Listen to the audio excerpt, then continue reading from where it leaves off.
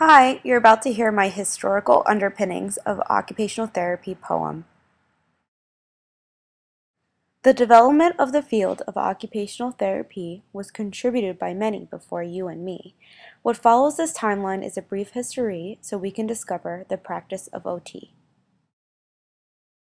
The Egyptians are the first I will introduce, whom were initial to put occupation to use. With symbols and markings found in 2630 BCE, let's fast forward thousands of years, I plead.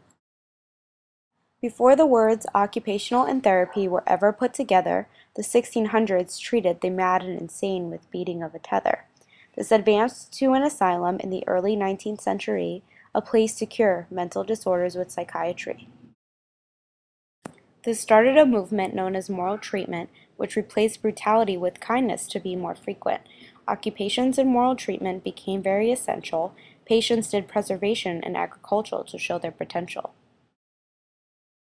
Some issues eventually came along with this term since it wasn't scientifically based for people to affirm, so it was replaced by the term psychotherapy, which set a stage for the profession of occupational therapy. In 1917, individuals from diverse professions had united where the vision of NSPOT had first been cited. It revolved around the importance of healing and health, which stems from the significance of occupational stealth. There was Eleanor Clark Slagle, part of the mental hygiene movement. She sought to replace lost or bad habits with new positive improvements. Thomas Bessel Kinder connected OT with a vocational rehab label, so he designed workshops into institutions for the physically disabled. William Rush Dutton Jr. worked as a psychiatrist to help the mentally ill. He wanted to be part of a solution that didn't revolve around a pill. And George Barton, who had tuberculosis and paralysis, used therapeutic occupation on himself for his own analysis. Two architects and doctors, teacher, social worker, and nurse, started this endeavor which helped people from feeling worse. This was the official beginning of OT as a profession, but is now called the AOTA with a yearly session. The focus has always remained the same, striving to utilize people's insights and frame, help them be whom they need and want to become, whether a farmer or a rock star beating on a drum. The early 20th century broadened its patients. Veterans with physical disability came while protecting their nation. The United States entered World War I, leading to injured and disabled servicemen in stun. They began to train nurses as reconstruction aides, to have disabled soldiers taught skills and trades. There was metalwork, woodworking, and weaving, along with block printing, which helped with the grieving.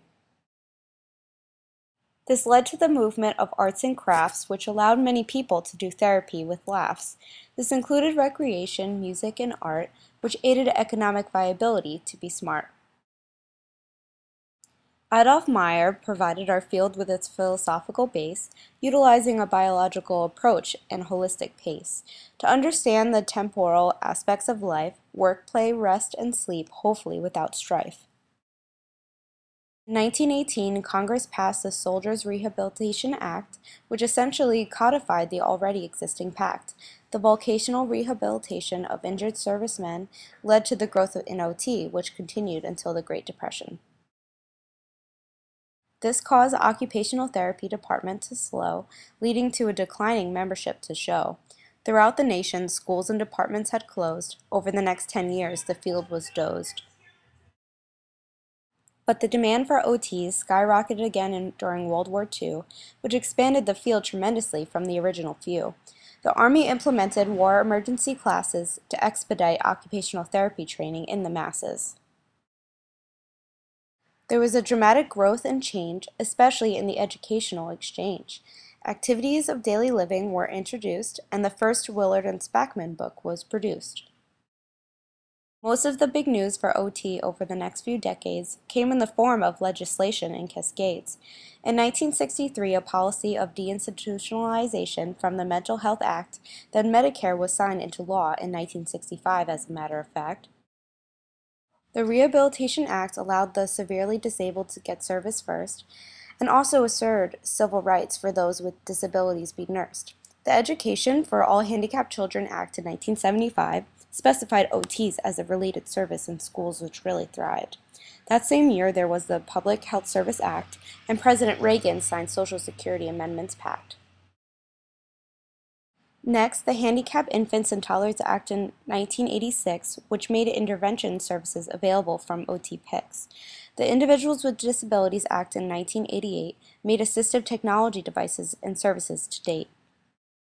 Occupational therapy has continued to progress, while the AOTA has strengthened their finesse.